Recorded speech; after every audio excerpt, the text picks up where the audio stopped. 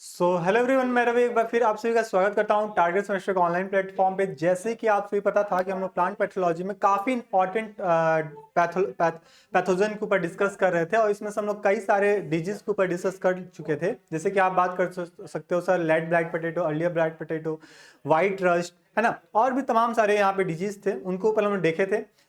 इसके प्रिकॉशन कैसे होते हैं, इसकी कॉजल ऑर्गेनिज्म क्या होते हैं, ये सब के ऊपर हम लोग बात कर चुके हैं, समझ चुके हैं, आप लोग को ऑलरेडी पता है। आज की क्लास में स्पेशली हम लोग बात करने वाले होंगे रेड रॉड डिजीज के बारे में, जिसको हम क्या और किस नाम से जानते हैं sir, red rod of sugarcane disease के भी नाम से जानेंगे।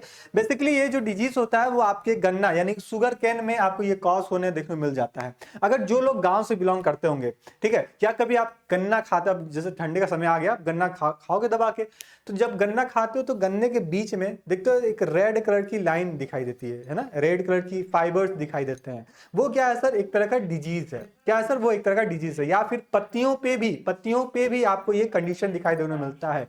ग्रीन कलर का पत्ता है, उस ग्रीन कलर का पत्ते पे आपको रेड कलर का डॉट स्पॉट्स दिखाई देने मिलता है। इसी को क्या कहते हैं सर, इसी को बोलते हैं red rot of sugarcane के नाम से जानते हैं, या फिर red spots of sugarcane disease के नाम से जानते हैं।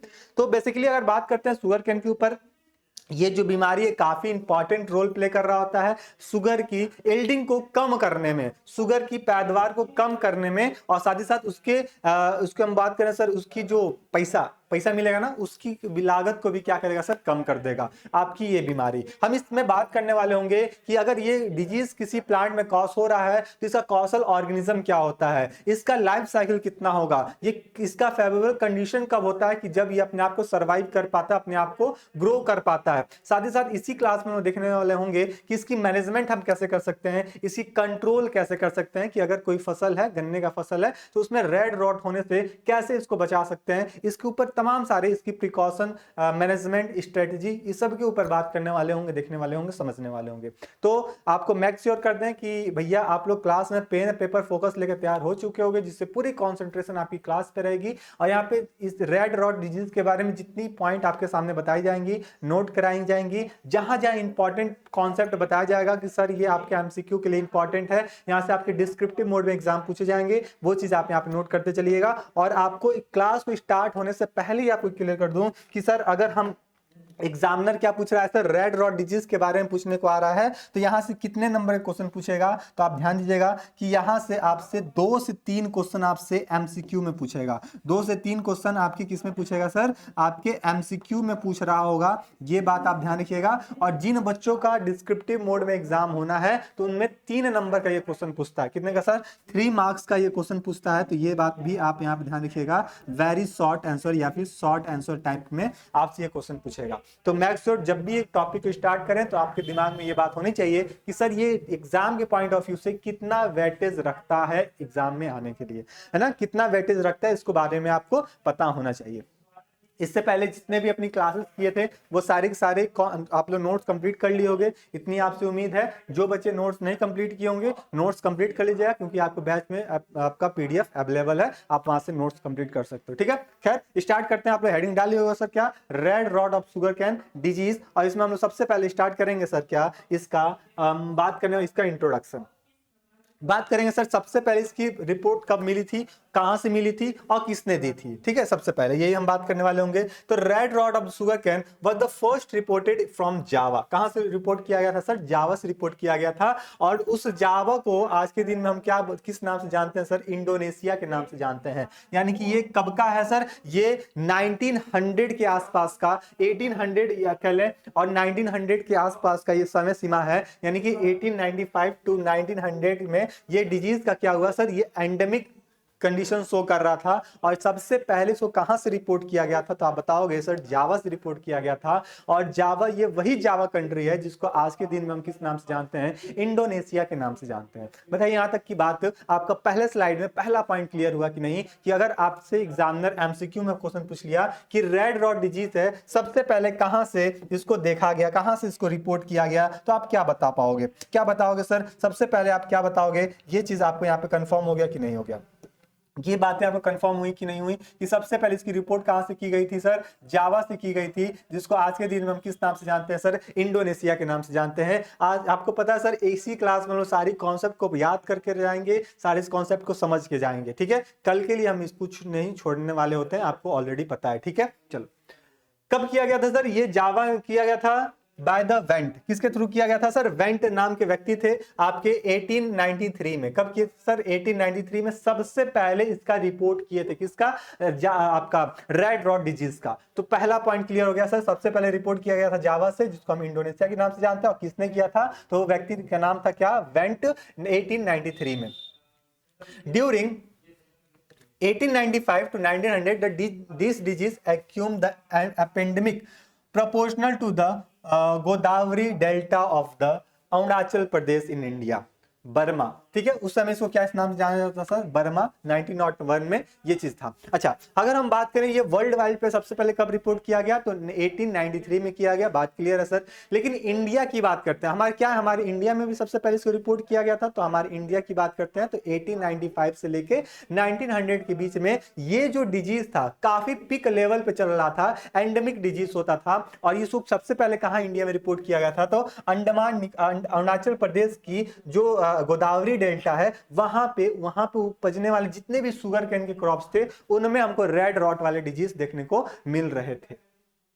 आगे आगे हम बात करेंगे सर, आपके एक और व्यक्ति आते हैं जो इनका नाम होता है, आप बताओगे सर यहाँ पे? हाँ, यहाँ पे बटलर। कौन थे सर? बटलर। 1906 में, जिसको हम 1906 के नाम से जानते हैं, they publish a detail account of this disease from the Pusa Bihar and gave in the name of the red rot. अब बात आएगी सर क्या कि इसका डिटेल एक्सप्लेनेशन किसने किया था? डिटेल एक्सप्लेनेशन किसने किया था, या कहने से डिटेल स्टडी किसने किया था? तब आप किसका नाम बताओगे। जब डिटेल स्टडी की बात की जाएगी तो उनका नाम आता है सर किसका? बटलर का। और कब किए थे सर? 1906 में किए थे, जो कि डिटेल अकाउंट स्टडी बता रहे होते हैं आपके रेड रॉट डिजीज के बारे में कि सर ये फला फला टाइप का सिम्टम्स हमको देखने को मिल रहा होता है, ठीक है। और फिर यहां से अपना ये रिपोर्ट में बताएं कि ये जो डिजीज होता है ये काफी हार्मफुल डिजीज होता है, और अगर जिस शुगर केन में ये डिजीज पकड़ लिया, वो शुगर केन क्या होगा? वो इकोनॉमिकली क्या होगा सर? खत्म हो जाएगा। तो पहला स्लाइड में आपको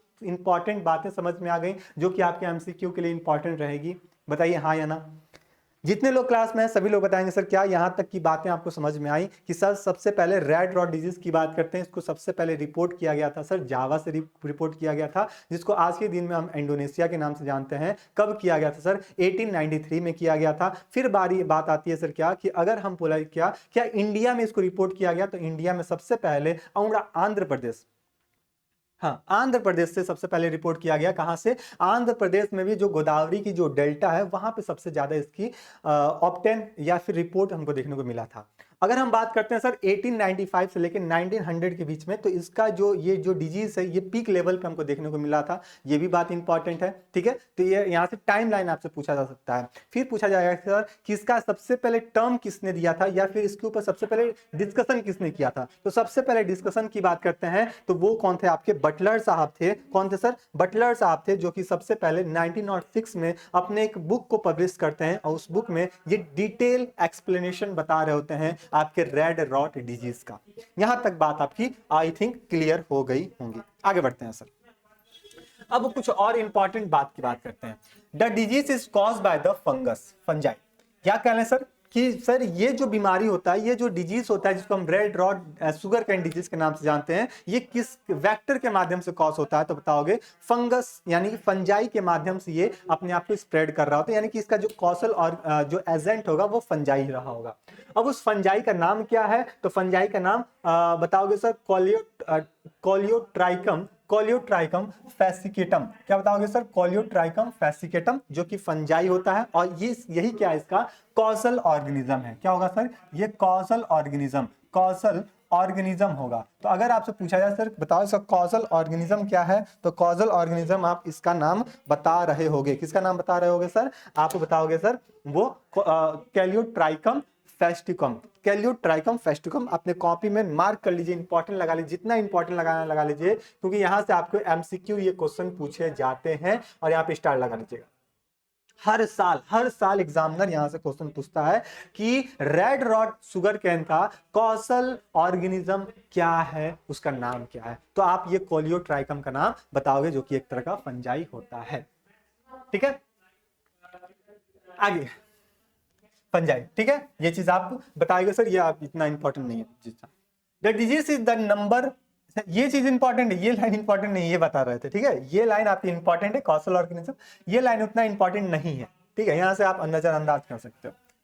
the disease is the number of one problem of sugar can in India. ये जो बीमारी होता है, ये अक्सर किस में कॉज कर रहा होता है, तो आपके शुगर कैन में कॉज कर रहा होता है। किस में कॉज करेगा सर? शुगर कैन में, यानी गन्ना में कॉज करेगा। स्पेशली इंडिया की बात करते हैं तो ये गन्ना में काफी ज्यादा अपने नंबर को देखने को मिलता है। And entire the can breeding, और ये कब होता है सर? जब गन्ने में ब्रीडिंग सीजन आता है। ब्रीडिंग सीजन मतलब गन्ना अब परिपक्व हो रहा है, गन्ना अब मैच्योर हो रहा है, उस दौरान ये कंडीशन देखने को मिल रहा होता है। India the geared around this disease, ये जो इंडिया में अगर हम बात करते हैं, इंडिया में काफी ज्यादा अमाउंट में ये गन्ना या कह लें सर शुगर कैन में, है ना, ये बीमारी देखने को मिलता है, जिससे यहाँ पे जो गन्ने की वेराइटीज होती हैं वो कल्टीवेट होती हैं। Today, no sugarcane varieties is the release for the cultivation of without the resistance of the red rot। अच्छा, ये जब बीमारी कॉज होगा तो वो गन्ना क्या होता है, पूरी तरह से लाल हो जाता है, या उसकी पत्तियां लाल होना स्टार्ट हो जाती हैं, या पत्तियां लाल ना हो लेकिन उस पर स्पॉट्स बनने स्टार्ट हो जाते हैं। और कभी कभी तो ऐसा भी देखा जाता है कि सर जो गन्ना होता है, मान के चलो ये गन्ना है और इस गन्ने के बीच में एक रेड कलर का स्पॉट्स, एक रेड कलर का लाइनिंग हमको देखने को मिल जाता है। एक रेड कलर का लाइनिंग तरह देखने को मिलता है। ये क्या होता है सर? रेड रॉट डिजीज होता है। या फिर गन्ने के ऊपर भी हमको लाल लाल कलर का धारियां देखने को मिल जाता है। या फिर हम बोले सर क्या कि गन्ने की पत्ती है, क्या है सर? गन्ने की पत्ती है। तो फिर इसमें क्या होगा सर? ये मान के चलो गन्ने की पत्ती है, तो इस गन्ने की पत्ती पे भी ये रेड रॉट डिजीज देखने को मिलता है ना। ये गन्ने की पत्तियों पे भी हमको ये कंडीशन देखने को मिलता है। इस पे हमको स्पॉट देखने को मिल जाएगा, इस तरह है ना, स्पॉट देखने को मिल जाएगा, या फिर इस तरह लाइनिंग हमको देखने को मिल जाता है इसके मिड वैन में। तो ये काफी सीरियस डिजीज होता है और यहाँ से कई सारे इकोनॉमिक इंपॉर्टेंस पे हावीदार कर रहा होता है। ठीक है, लेकिन आज के दिन में हम जितना भी वेराइटीज इस्तेमाल करते हैं शुगर कैन का, उसमें 10 में से 9 ऐसे वेराइटीज होते हैं जो कि कैसे होंगे सर? आपका डिजीज फ्री वाले होंगे। लेकिन एक ऐसा भी वेराइटीज होगा वो छिपा हुआ रहेगा, जो कि अपने आप को एक्सप्रेस करेगा। और आज के दिन में हम देखेंगे कि भैया एक जो छिपा हुआ वो अपने आप को एक्सप्रेस करता ही करता है। लेकिन 99.9% ऐसे वेराइटीज होंगे जो इसमें ये डिजीज कॉज नहीं होता है, जो कि रेजिस्टेंस फ्री होता है। ये बात भी आप यहाँ पे ध्यान रखिएगा। ठीक है, तो इस स्लाइड में हम लोग कॉसल ऑर्गेनिज्म देख लिए। ये बीमारी जो होता है वो केवल गन्ने में होगा, जो कि हमारे इंडिया में कॉज हो रहा होता है। ठीक है, और फिर अगर हम बात करते हैं तो इससे अपने जितनी भी वेराइटीज इस्तेमाल कर रहे होते हैं आज के दिन में, ऐसा तो एजेंसी बताती है कि जितना भी वेराइटीज है वो सभी के सभी जो मार्केट में हाइब्रिड क्रॉप्स का है, शुगर कैन का है, उसमें क्या होगा सर? आपका ये रेजिस्टेंस फ्री वाला कंडीशन देखने को मिल रहा होता है। ठीक है, आगे चलते हैं। आगे कॉसल ऑर्गेनिज्म की बात करें सर, ऑलरेडी हम लोग देख चुके हैं सर कॉसल ऑर्गेनिज्म क्या है। कॉलियोट्राइकम फैसिकेटम, क्या बताओगे सर? कॉलियोट्राइकम फैलिकेटम बताओगे। फैलिकेटम, कॉलियोट्राइकम फैलिकेटम, इसको रट्टा मान लो, जितना नोट करना उतना कॉपी में नोट कर लीजिए, क्योंकि ये सब कॉसल ऑर्गेनिज्म, चाहे हम लेट ब्लाइट की बात करें, किसकी बात करें सर? लेट ब्राइट की पोटैटो की बात करते हैं, या फिर हम अर्लियर ब्राइट पोटैटो की बात करते हैं। याद आ रहा है ना किसका? इसका दोनों कॉसल ऑर्गेनिज्म क्या था? याद कराए थे? लेट वाले कौन आते हैं सर? आपके पैलियोट्राइकम आते हैं, फाइटोप्थोरा आते हैं ना। और अर्लियर वाले क्या आते हैं सर? अर्लियर मतलब पहले अल्टरनेरिया आते हैं, अल्टरनेरिया, फाइटोप्थोरा। ये दोनों आप नाम याद करके रखिएगा। दोनों में से कोई एक का आपका एमसीक्यू पूछ लिया जाएगा कॉसल ऑर्गेनिज्म, चाहे वो हम व्हाइट रस्ट क्लासिफर के भी ऑर्गेनिज्म की पूछा जा सकता है, या फिर आपका जो रेड रॉट अभी हम लोग पढ़ रहे हैं इसका भी कॉसल ऑर्गेनिज्म पूछा जा सकता है। इवन आपका mosaic virus in cucumber, mosaic virus in तंबाकू, यहां से भी आपसे कॉसल ऑर्गेनिज्म पूछा जाता है एमसीक्यू। इस जितना नोट बता रहा है सब नोट करते चलिए, आपके एमसीक्यू में क्वेश्चन पूछे जाएंगे तो पूछे जाएंगे, एकदम 110% है। बिना इसके आपके क्वेश्चन पेपर तैयार नहीं होगा पैथोलॉजी का। ऑर्गेनिज्म की बात करें सर, कैलियोट्रोपा फेलिकेटम, और इसको नाम को लिखने के बाद अपने नाम के नीचे अंडरलाइन कर लीजिएगा, मोस्ट इंपॉर्टेंट है। It is one of the आप बताओगे सर ये क्या होता है सर, डाइग्रेड फंगल डिजीज होता है शुगर कैन में, यानी कि एक तरह क्या होता है सर, यह गन्ने का सबसे खतरनाक कवक रोग होता है, यानी कि गन्ने में सबसे खतरनाक फंगस डिजीज होता है कौन, आपका रेड रॉट डिजीज, एक तरह का सीवियर डिजीज होता है। क्या होता है सर, एक तरह का सीवियर डिजीज होता है, ये चीज ध्यान रखिएगा। इसका रोगजनक बीजाणु यानी कि the pathogen is the both settle on the end soil bond, ये जो होता है ये आपके सीड में भी उपस्थित हो सकता है और ये मिट्टी में भी उपस्थित हो सकता है। अब देखो आपकी एजेंसी बोली, आपकी गवर्नमेंट बोली क्या कि हम नया वेराइटी का प्लांट बनाया, क्रॉप बनाया है, सीड बनाया है जो कि डिजीज फ्री होगा, लेकिन खुदा ना खास्ता वो मिट्टी में ही उपस्थित रहा फंजाई, तभी तो कॉज कर सकता है। तो ये चीज ध्यान रखिएगा कि सर हम कितना भी अच्छा सीड बना लें, लेकिन ये जो फंजाई है वो सॉइल में भी सर्वाइव कर सकता है, सॉइल में भी सर्वाइव करेगा जब तक उसका अनफेवरेबल कंडीशन रहेगा, और जैसे फेवरेबल कंडीशन आएगा गन्ना लगेगा वो अपने आप को एक्टिवेट कर लेगा। तो बहुत ही खतरनाक है, ये सीड में भी इफेक्ट करके रखता है और सॉइल बॉन्ड के फॉर्म में भी रहता है। तो सॉइल बॉन्ड डिजीज भी होता है और सीड बॉन्ड डिजीज भी होता है, तो दोनों कंडीशन आप यहाँ पे ध्यान में रखिएगा। However, primary spread is the mainly through the infected seed, है ना, यहाँ पे सीड कर लीजिएगा, SWD सीड, और यहाँ पे भी आपका ये जो है ना इसको सीड बना लीजिएगा। ये थोड़ा सा टाइपिंग मिस्टेक हो गया होगा, कोई दिक्कत नहीं है, लेकिन आप इसको सही कर लीजिएगा, मैं सही कर दे रहा हूँ, ठीक है, इसको सही कर लीजिए। ये क्या है आपका सीड है ना, इसको क्या कर लीजिए सर, यहाँ पे सीड कर लीजिए, ये सीड लिखा हुआ है तो कंफ्यूज नहीं होइएगा। यहाँ पे क्या हम किसकी बात कर रहे हैं सर, सीड की बात कर रहे हैं, और यहाँ पे भी किसकी बात कर रहे हैं सर, सीड की बात कर रहे हैं। तो सीड में और सॉइल में दोनों जगह देखने को मिलता है, ये आपको ध्यान रखिएगा। तो जो प्राइमरी इन्फेक्शन ये कहाँ से अपने आप को स्प्रेड कर रहा होता है सर, तो सीड के माध्यम से अपने आप को स्प्रेड कर रहा होता है। किसके माध्यम से सर, सीड के माध्यम से अपने आप को स्प्रेड कर रहा होता है कौन, आपका ये फंजाई, क्या कह लें सर, ये कोलियोट्राइकम फेलिकेटम, ठीक है, फेलिकेटम, ये चीज आप यहाँ पे ध्यान रखिएगा। आगे अब इसकी सिम्टम्स की बात करते हैं, कौन कौन से लक्षण हमको देखने को मिल जाएगा अगर ये किसी गन्ने पे कॉस हो गया है तो, और जैसे ही सिम्टम्स आया तो हम तुरंत सतर्क हो जाएंगे, अपने आप को तुरंत हम अपेयर करेंगे सर क्या कि ये हमारे खेत में, अपने गन्ने में ये डिजीज कॉस हो चुका है, इसका हम रोकथाम कैसे करें, ये चीज हम आगे पढ़ रहे होंगे। तो सबसे पहले हमको सिम्टम्स पता होना चाहिए, और आपको पता है सर कोई भी बीमारी होता है, कोई भी डिजीज होता है तो सबसे पहले उसका सिम्टम्स उसके एक्सटर्नल बॉडी पे, यानी कि उसकी जो मॉर्फोलॉजी है उस पे क्या होता है, सबसे पहले अपेयर हो रहा होता है। The disease starts with the allowing of the leaves on the top. सबसे पहले ये जब भी ये इन्फेक्शन होता है तो सबसे पहले क्या होता है सर, यहाँ पे सबसे पहले ये जो होता है, जानते हो किस तरह हो जाता है सर, ये जो होता है सबसे पहले इसकी जो पत्तियां होती हैं येलो होना स्टार्ट हो जाती है। कैसे हो जाती है सर, येलो होना स्टार्ट हो जाती हैं, येलो लीफ होना स्टार्ट हो जाता है। कहां से, टॉप से, लेकिन जो क्राउन लिप्स होगा उसमें नहीं होगा। क्राउन लिप्स मतलब मान के चलो ये स्टेम है, ये गन्ना है, गन्ना का यहाँ से जो निकल रहा है, जो यहाँ पे निकल रहा होगा, जो यहाँ पे निकल रहा होगा, जो ये और ये होगा, यानी कि जो अपर वाले पार्ट्स होंगे, अपर वाले लीफ होंगे, ये क्या हो जाएंगे सर, ये येलो होना स्टार्ट हो जाएंगे। लेकिन इसके जो अपर वाले एकदम टॉप वाले होंगे, ये जैसा था ग्रीन वैसे ही ग्रीन ये देखने को मिल रहा होगा, ठीक है। तो ये इसका सबसे पहला, सबसे कॉमन, सबसे बेसिक फंक्शन आपका सिम्टम्स होगा कि सर इनकी जो पत्तियां होंगी वो किस कलर की हो जाती हैं सर, येलो कलर की हो जाती हैं, लेकिन जो क्राउन वाली लिप्स होती हैं वो नहीं होती हैं।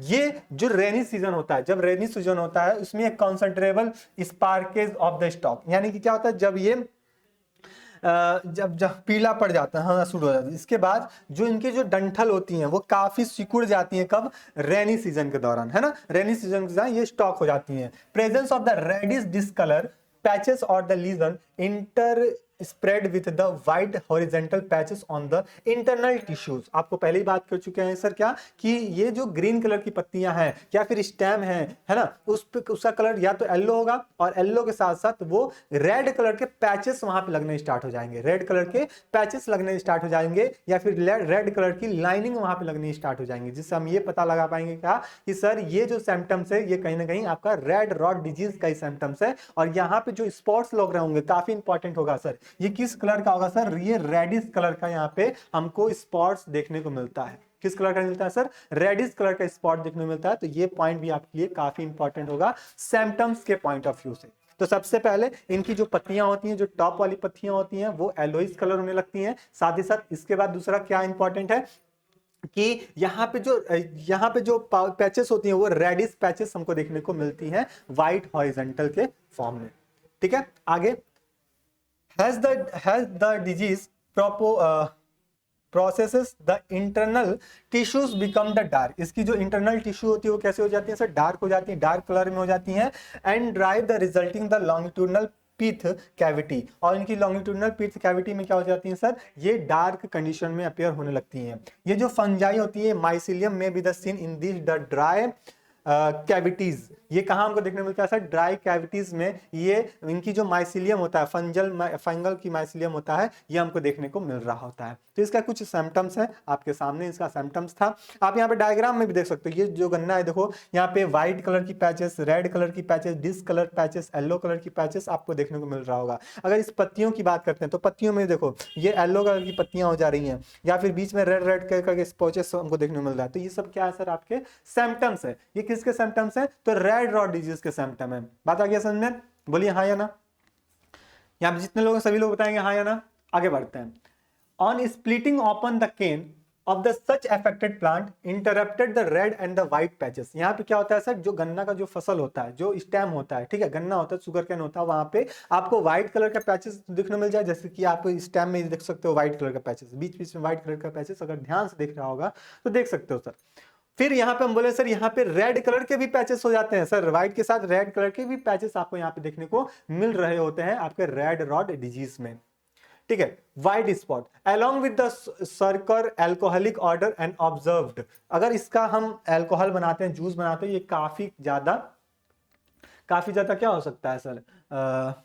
यहाँ पे लाल और सफेद धब्बे होते हैं, दिखाई देता है। बाद की अवस्था में छिलके पर कई आपका यहाँ पे क्या कहते हैं इसको, स्क्योर एल्कोहलिक यहाँ पे क्या होता है हमको देखने को मिल जाता है। आगे बात करते हैं। In later stage the numeral aerial development on the raining. यहाँ पे टाइपिंग मिस्टेक है थोड़ा सा, रेन होगा यहाँ पे ना, RAINE, रेन। तो बरसात के दिनों में ये काफी पीक फॉर्म में रहता है अपने आप को ग्रोथ करने के लिए, ये भी चीज ध्यान रखिएगा।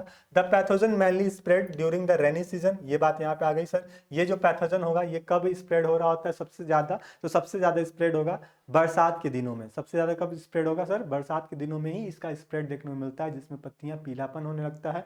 साथ ही साथ इनकी जो पत्तियां होंगी ये व्हाइट कलर की पैचेस और साथ ही साथ रेड कलर की पैचेस हमको यहाँ पे देखने को मिल जाती है। तो ये रेनी सीजन में होता है। And the environment favoured it can the wipe out entire the sugar cane plantation. और साथ ही साथ ये बरसात के मौसम में काफी तेजी से फैल रहा होता है। यदि वातावरण अनुकूल हो तो वह पूरे गन्ने में के बागान को, यानी पूरे गन्ने के फील्ड को नष्ट कर जाता है। मतलब कि रेनी सीजन काफी लंबे समय तक रहा, ठीक है, तो वो क्या करेगा? अगर एक प्लांट पे लगा होगा तो पूरे क्रॉप फील्ड में जितने भी क्रॉप्स लगे रहेंगे गन्ने के, उन सभी क्रॉप्स में क्या होगा सर? फैल जाएगा। और एक समय ऐसा आएगा कि सर पूरे फसल को क्या कर देगा? नष्ट कर देगा, खराब कर देगा। तो ये चीज आप यहाँ पे ध्यान रखिएगा। फिर जब सर ये जो फाइटोप्थोरा होता है, सॉरी फाइटोप्थोरा, कैलेडोट्रोपस जो होता है, ये कब स्प्रेड हो रहा होता है सर? ये बीमारी कब बढ़ रही होती है? तो रेनी सीजन के दौरान ये बीमारी बढ़ रही होती है। ये चीज आप यहाँ पे ध्यान में रखिएगा। बात समझ में आया? बात समझ में आया? एक बार और रिवाइज करा देंगे, परेशान मत होइए आप लोग, ठीक है। आगे हम बात करेंगे इसको हम कैसे कंट्रोल कर सकते हैं, इस रेड रॉड डिजीज को कैसे हम कंट्रोल कर सकते हैं। अब कंट्रोल करें तो अपना ही फायदा होगा कि जो भी अपना पैदावार है वो क्या होगा सर? ज्यादा से ज्यादा बढ़ जाएगा, है ना, बढ़ जाएगा। और जैसे बढ़ जाएगा तो जाहिर सी बात हम उसको मिल पे ले जाएंगे, शुगर कैन मिल पे, और वहां पे जैसे जाके बेचेंगे तो ज्यादा पैसा मिलेगा। तो अपनी इकोनॉमिक इंपॉर्टेंस क्या होगी सर? अच्छी हो जाएगी। तो अगर ये इसको रेड रॉड डिजीज है लग गया है तो फिर अपना तो पैसा नहीं मिल पाएगा। तो इसको हम कंट्रोल कैसे करें? तो सबसे पहला मेथड आता है, उसको हम बोलते हैं सर क्या? Physical method. क्या बोलते हैं सर? Physical method. यानी फिजिकली उसको क्या करें? कंट्रोल करना स्टार्ट करें। फिजिकली कंट्रोल में क्या करेंगे कि सर जो पत्तियों पे ये डिजीज लगे हुए हैं, स्प्रेड हुए, उस पत्तियों को हम निकाल दें, या फिर जिस गन्ने पे लगे हैं उस गन्ने को हम बाहर निकाल दें, है ना, टोटली उसको पिक आउट कर दें उसको। ये फिजिकल मेथड हो सकता है। देखते हैं sir, removal of the affected clump, जो भी इफेक्टेड क्रॉप्स है उसको हम क्या करें, वहां से रिमूव कर लें। कब रिमूव करें, ध्यान देने वाली बात होगी, जब इसका अर्लियर स्टेज हो तब। जब अर्लियर स्टेज हो यानी कि एकदम शुरुआती दिनों में ही हम क्या करें, इसको निकाल लें, क्रॉप अपने फील्ड से उसको बाहर निकाल लें। अदरवाइज जैसे ये मैच्योर होना स्टार्ट करेगा तो उसको हम कितना भी निकालेंगे वो अपने आप को स्प्रेड करना ही करता रहेगा हेल्दी अनहेल्दी से हेल्दी प्लांट पे। तो इंपॉर्टेंट है कि सर इसको हम कब निकालें, कब पिक आउट करें, तो जब ये अर्लियर स्टेज में रहेगा, ये डिजीज जब अर्लियर स्टेज में रहेगा तभी इसको हम क्या कर लें, पिक आउट कर लें, जिससे हम अपने समय रहते अपने बाकी जितने भी क्रॉप्स हैं हमारे, जो भी फसल खेत में लगे हुए हैं, उसको हम बचा पाएंगे। And the soil drenching with the carbendazim 50 WP gram in 1 litre of the water. ठीक है, फिर हम मिट्टी में क्या कर दें, हमको पता सर क्या कि पिछले साल इस खेत में क्या था, ये रेड रॉड फंजाई वाला था। इस साल भी अगर गन्ना लगाएंगे तो जाहिर सी बात है वो अपने आप को एक्टिवेट कर लेगा। तो उससे पहले हम क्या करें, खेतों में दवाई डाल दें। और वो दवाई क्या था आपका, कार्बिडोलिज्म जो है वो 50 WP पर 1 ग्राम करते हुए हम पानी में उसको 1 लीटर पानी में उसको घोलें और अपने खेतों में उसको छिड़काव कर दें, जिससे ये जो फंगल एजेंट है वो क्या हो जाए सर, डेथ कर जाए। तो ये चीज़ आप यहाँ पे ध्यान रखिएगा। तो पहली फिजिकल मेथड में हम क्या किए कि सर उस खेतों में अपने दवाई छिड़काव कर दिए, साथ ही साथ जो भी इन्फेक्टेड क्रॉप्स हैं उसको हम क्या किए, बाहर निकाल दिए। कब, अर्लियर फेज में। दूसरा, the cut and the entire seed, यहाँ पे सीड है ना, ये सेट नहीं है, सीड है, should be dipped into the fungicide solution such as the 1% of the Bordeaux mixer. साथ ही साथ जब क्या करते हैं सर, जब गन्ने की बुआई कर रहे होते हैं तो जाहिर सी बात है गन्ने को छोटे छोटे हिस्सों में कट करते हैं, ये ना होता बर्ड वाले को छोड़ते हुए बाकी को कट कर देते हैं। अब जो हम गन्ना का जो सीड कट करके निकाले हैं वो क्या करें, बॉर्डेक्स मिक्सर में, बॉर्डेक्स सॉल्यूशन उसको डीप करके थोड़ी देर के लिए छोड़ दें, आधे घंटे के लिए 10 मिनट के लिए छोड़ दें, जिससे क्या हो, वो जो सीड हो वो बॉर्डेक्स से ट्रीटेड हो जाए। तो इन द केस अगर सॉइल में ये डिजीज उपस्थित होगा तो वो उसको इफेक्ट नहीं कर पाएगा। इसको क्या करेगा सर, इफेक्ट नहीं कर पाएगा। आप लोग देखोगे भी, जब भी गन्ने का सीड लग रहा होता है तो जब गन्ने का सीड लगाया जाता है उस दौरान कई सारे वहां पे केमिकल्स डाले जाते हैं, कई सारी दवाइयां डाली जाती हैं कि ये पेस्टिसाइड से इसको कंट्रोल हो पाए, है ना, या फिर ये जो फंजाई है ये इसको एक्ट ना कर ले, इस पर असर ना डाल दे। तो इससे ये बचाने के लिए हम कई सारी दवाइयां उसमें हम डाल रहे होते हैं अपने खेतों में।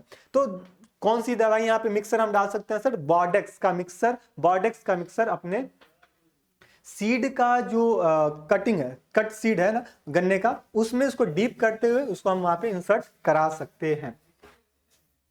अगर ये हमारे फील्ड में ये डिजीज नोटिस हो गया, हमको ऐसा पता चल गया कि हाँ हमारे खेत में ये डिजीज है, उसकी जो पत्तियां होंगी या केन्स होंगे उसको हम कलेक्ट करें और उसको हम क्या करें, कलेक्ट करने के बाद उसको डिस्ट्रॉय कर दें। ये नहीं कि उसको हम अगले समय के लिए यूज करने के लिए छोड़ दें वीड्स के रूप में, तो उसमें भी वो अपने आप को सर्वाइव कर रहा होगा, उसके लिए अनफेवरेबल कंडीशन है, लेकिन जैसे ही उसके लिए फेवरेबल कंडीशन आएगा वो अपने आप को स्प्रेड कर लेगा।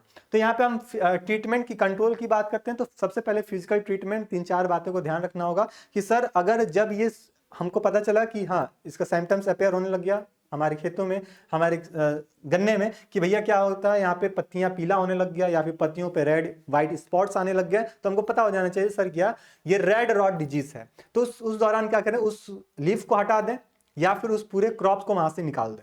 कब निकालें सर, अर्लियर फेज में निकाल दें, पहली बात। दूसरी बात कि जब हम गन्ने की बुआई करा रहे होते हैं, जो सीड है वो बॉर्डेक्स मिक्सर में डीप करने के बाद ही हम उसको मिट्टी में डालें, उसको ग्रोथ कराने के लिए छोड़ें। अदरवाइज हो सकता है वो ये जो फंजाई है ये सॉइल बॉर्न डिजीज है, तो पहले से उस सॉइल में उपस्थित रहा हो, है ना, तो जैसे ये सीड डालें वो उसके साथ एक्ट कर जाएगा। तो ये बात भी इंपॉर्टेंट होगा। दूसरी बात कि जिस लीफ पे ये लगा हुआ उस लीफ को निकाल दें, जिस शुगर कैन पे लगा उसको निकाल दें, और उसको निकालें और साथ ही साथ उसको डिस्ट्रॉय भी कर दें, उसको आगे के समय के लिए नहीं छोड़ें। अगर आगे के लिए समय छोड़ेंगे तो हो ना हो, खुदा ना खास्ता, वो आगे चल के आने वाले दिनों में वो अपने आप को सर्वाइव कर लेगा। ठीक, ये चीज आप ध्यान रखिएगा। दूसरा, कंट्रोल हम कर सकते हैं सर केमिकल मेथड के माध्यम से। केमिकल मेथड यानी कई सारी दवाइयां हम इस्तेमाल करें, जिस दवाइयों को इस्तेमाल करते हुए हम इस डिजीज को कंट्रोल कर सकते हैं, अपने फसल को बचा सकते हैं। पहला, एडॉप्ट द सीड, ये seed treatment with the carbon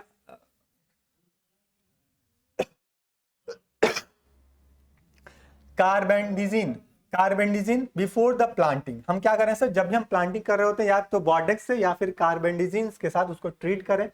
और कार्बेंडिजिन की जो क्वांटिटी होनी चाहिए वो कितनी होनी चाहिए सर, 50 डब्ल्यूपी या कहें सर 0.5 ग्राम इन पर litre of water. 1 litre water में 0.5 ग्राम हम इसको इस्तेमाल करते हुए, इसको डीप करते हुए इसको ट्रीट करें। एक तरह से केमिकल मेथड्स ये हो जाएगा। साथ ही साथ यहाँ पे हम 25 DS का भी इस्तेमाल कर सकते हैं, जो कि पर लीटर में आपका 1 ग्राम का छिड़काव करना होता है या फिर इसका इस्तेमाल करना होता है। ये सब डोजेस हैं। अगर डोज में थोड़ा सा 19-20 होगा तो जाहिर सी बात है सर, आपका जो सीड होगा वो खराब हो जाएगा। ठीक है, आपका दिया है सर कितना दिया है सर, आपका 1 ग्राम 1 लीटर में 1 ग्राम है। आप बोले सर चले 1 ग्राम क्या डालेंगे, 2 ग्राम डाल देते हैं 1 लीटर में, है ना, 2 लीटर डाल देते हैं या फिर 1.5 ग्राम डाल देते हैं। जिससे क्या होगा कि ये ज्यादा से ज्यादा असर नहीं करेगा, है ना, जो भी फंजाई है। अब वो क्या होगा सर, हम अपना फायदा देखने के लिए वो क्या होगा सर, खराब हो जाएगा, अपना फसल खराब हो जाएगा, सीड खराब हो जाएगा। ठीक है, ये चीज हो गया सर। इसमें एक और चीज था आपका, along with the 2.5 kg of the urea in the 250 litre of the water uses the fungi toxic chemical like the Bavistin, Benomyl, Topsin. ठीक है, ये अलग अलग फंगीसाइड्स हैं। ये अलग अलग क्या है सर, फंगी टॉक्सिन केमिकल है, जिसको हम यूरिया के साथ मिक्स करते हुए अपने खेतों में इसका क्या करते हैं सर, छिड़काव करते हैं। तो तभी भी हम इसको क्या कर सकते हैं सर, केमिकल मेथड्स के अंतर्गत आएगा। तो फिजिकल मेथड, केमिकल मेथड। ठीक है, तो हम चाह रहे हैं सर क्या, अपना क्रॉप्स बड़ा हो गया, उस दौरान हम इसको ट्रीट करना, तो यूरिया के साथ यूरिया के मिक्स करके हर 25 ग्राम 250 लीटर ऑफ वाटर के साथ इसको हम मिक्स करके हुए इसको हम क्या करते हैं, छिड़काव करते हैं। ठीक, ये चीज था आपका क्या, आपका केमिकल मेथड। वही ये हो गया खत्म ये हो गया आपका खत्म। तो ये क्या था, आपका प्रिवेंशन था, जिसके माध्यम से इसको क्या कर सकते हैं सर, कंट्रोल कर सकते हैं। एक बार जल्दी से रिकैप कर लीजिए सर, रेड रॉट डिजीज छोटा सा टॉपिक है, लेकिन छोटे के साथ साथ ये काफी इंपॉर्टेंट टॉपिक है। यहाँ से हर साल एग्जामिनर आपसे क्वेश्चन पूछ रहा होता है आपके एग्जाम में। ठीक है, चाहे वो एमसीक्यू की बात करें या फिर आपकी डिस्क्रिप्टिव मोड एग्जाम की बात करें, हर साल एग्जामिनर क्वेश्चन पूछेगा तो पूछेगा। कहां कहां से पूछेगा, वो सब भी बातें आपको बता दी हैं कि सर अगर हम रेड रॉट की बात करते हैं, ये काफी सीरियस डिजीज होता है, जो कि आपके आपके आपके शुगर कैन में ये कॉज होता है। और सबसे पहले रिपोर्ट कहां से किया गया था, यही बातें इंपॉर्टेंट हो जाएंगी सर। सबसे पहले इसको रिपोर्ट किया गया था सर जावा से, जो कि आज के दिन में इसको हम इंडोनेशिया के नाम से जानते हैं। कब, 1893 में। बात ठीक हो गया सर। इंडिया में, इंडिया की बात करें तो आंध्र प्रदेश से, और आंध्र प्रदेश का कौन सा हिस्सा, जो कि आपका कौन सा था, आप जो गोदावरी डेल्टा वाला हिस्सा था, वहां पे इसका स्प्रेड हमको देखने को मिला था 1895 से लेके 1900 के बीच में। ठीक, और फिर बोला गया सर कि जो ये रेड रॉट डिजीज है, इसका सबसे पहले डिटेल में डिस्कस स्टडी किसने किया, तो बटलर साहब व्यक्ति थे, बटलर थे जिन्होंने सबसे पहले इसकी स्टडी कर रहे थे। और कहां से किए थे सर, बिहार से किए थे। ये बात भी आप यहाँ पे ध्यान रखिएगा 1906 में। और इसका क्या होता है सर, ये नाम देते हैं सर रेड रॉट। ये चीज हम लोग देख लिए। ठीक है, कॉसल ऑर्गेनिज्म की बात करें तो फंजाई होता है, और फंजाई का नाम क्या है सर, कॉलियोट्राइकम फेलिकेटम। कॉलियोट्राइकम फेलिकेटम काफी इंपॉर्टेंट होगा, यहां से आपसे एमसीक्यू पूछा जाएगा। हाँ, क्या बोल रहे हैं महाराज, ये कॉसल ऑर्गेनिज्म की आप बात ध्यान रखिएगा। ठीक है, आगे हम बात किए सर, ये जो डिजीज होता है केवल केवल शुगर केन में हो रहा होता है, ये भी चीज इंपॉर्टेंट है। और आज के दिन में जितनी भी अपनी गवर्नमेंट एजेंसीज हैं, एनजीओ हैं, वो सारे सारे दावा ये करते हैं कि ये जो बीमारी होगा, वो जितने भी हम सीड इस्तेमाल कर रहे हैं वो डिजीज फ्री वाले होते हैं। ये सब आप बात यहाँ पे ध्यान में रखिएगा। यहाँ पे सिम्टम्स क्या होता है सर, यहाँ पे पैचेस देखने को मिलते हैं। कैसे के पैचेस, आपके रेड कलर के, व्हाइट कलर के पैचेस आपको देखने को मिल जाते हैं। ये चीज आप यहाँ पे ध्यान रखिएगा। इसको हम प्रिकॉशन कैसे कर सकते हैं, तो फिजिकल मेथड के माध्यम से और केमिकल मेथड के माध्यम से इसको क्या कर सकते हैं सर, क्योर कर सकते हैं विद द हेल्प ऑफ अलग अलग ट्रीटमेंट। ठीक है, तो ये सब बात इंपॉर्टेंट था। तो मेक श्योर ये आपके लिए काफी इंपॉर्टेंट ये कॉन्सेप्ट रहने वाला होगा। आपका क्या कहते हैं ये रेड रॉट डिजीज का, यहां से हर बार क्वेश्चन पूछे जाते हैं।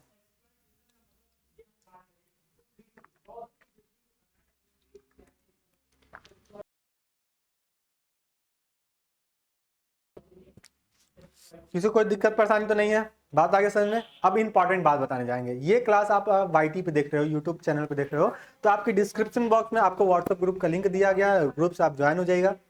क्योंकि जितने भी इंपॉर्टेंट अपडेट्स होते हैं, जितने भी इंफॉर्मेशन होते हैं, वो सारे सारे आपके ग्रुप में बताए जाते हैं। कब क्लास आने हैं, कब शेड्यूल होने हैं, ठीक है, ये सारी चीज आपको इन्फॉर्मेशन ग्रुप में मिल रही होती है।